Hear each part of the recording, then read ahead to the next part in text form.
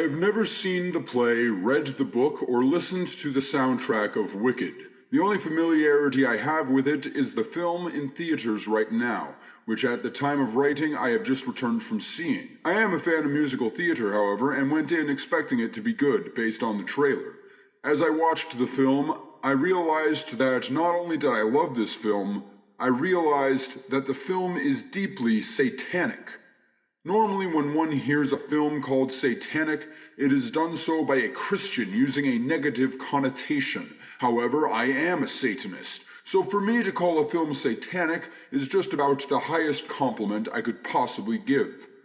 For those unaware, the film is a deconstruction of and prequel to The Wizard of Oz, which centers around the perspective of Elphaba, more widely known as the Wicked Witch of the West. In The Wizard of Oz, she is presented as essentially being a two-dimensional villain, out for revenge against Dorothy for the accidental death of her sister, the Wicked Witch of the East. By centering the story around Elphaba's perspective, she is not only made sympathetic, but is the outright hero of the story. We witness how she is abused by both her family and her society for her green skin, and is further maligned for her magical powers, which at first she has no control over. She is forced into the role of social outcast, and despite this is brought into the polite society of a college campus by Madame Morrible, a teacher of sorcery who merely wishes to recruit her as a means of empowering the Wizard of Oz.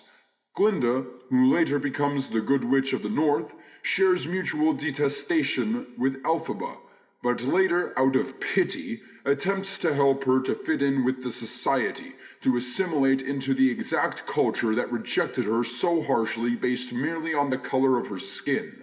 During this time, she also witnesses the mistreatment of animals who in this universe, much like in The Wizard of Oz, can speak, one of whom holds a position as a professor in the college until the police come and drag him away, before presenting the class with a lion cub in a cage, kept there against his will so that he may never learn to speak, which, according to his captor, is done for his own good.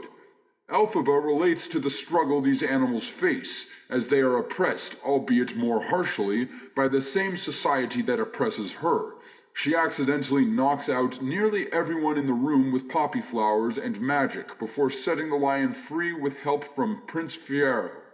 In my previous video on Christian nationalism, I used lions as a metaphor for a satanic rebellion against the radical force of Christianity within American politics.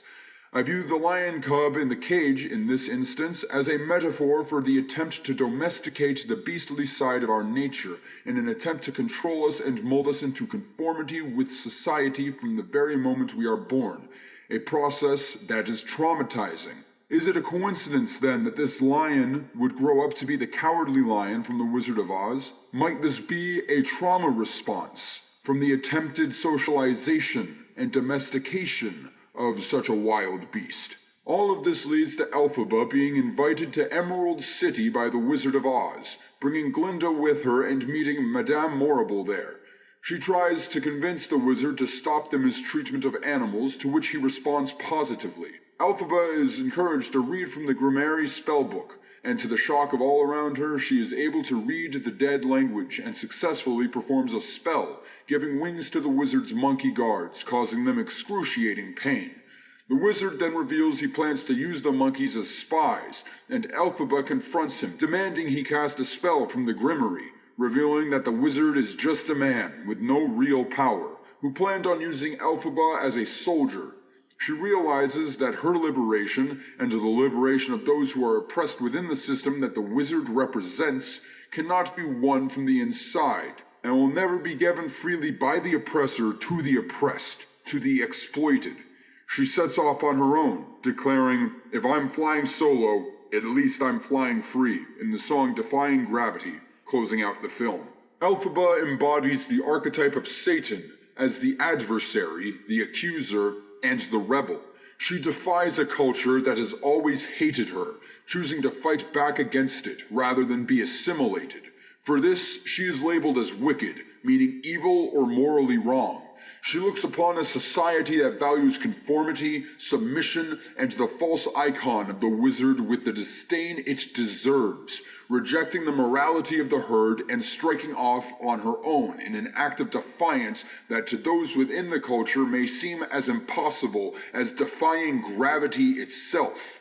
This is a perfect analog to the path of a Satanist within the Christianized culture of the West, built around slavish submission, be it to God, government, morality, or society. Genesis 1:26 reads, "Then God said, Let us make mankind in our image, in our likeness, so that they may rule over the fish in the sea and the birds in the sky, over the livestock and all the wild animals, and over the creatures that move along the ground." The belief that human beings hold dominion over other animals, and by extension the ecosystem as a whole, is a Christian belief. This is what has led to our present situation, where animals are herded into concentration camps, where they spend their entire lives, from cradle to grave, being prisoners created only for the sake of being slaughtered and eaten by humans. We have burned down massive swaths of rainforest in order to make room for cattle raised for this exact purpose. Our constant need to stuff our faces with the flesh of dead animals contributes massively to our changing climate, which will eventually kill us. We build cities and technology without a moment's thought for how doing so will affect our environment, our fellow species, and in the long run, ourselves. It is not of concern to the Christianized, Americanized toddler of the state, who is too pampered by the system and too entrenched in slave morality to ever even consider fighting back against it. The same cannot be said of those forced to the margins of such a society. This is where we find our Satanists. I speak not of the Satanists who merely wear inverted pentagrams for shock value to troll Christians, such as the atheists of the Satanic Temple.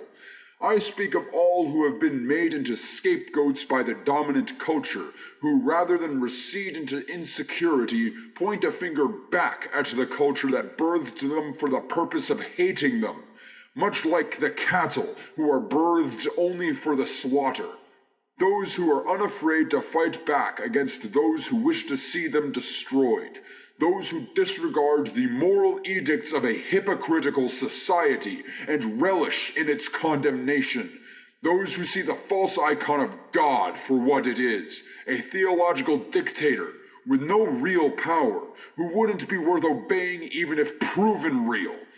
Those who look upon Christ as a tool of subordination, who symbolizes only the infertility of pacifism.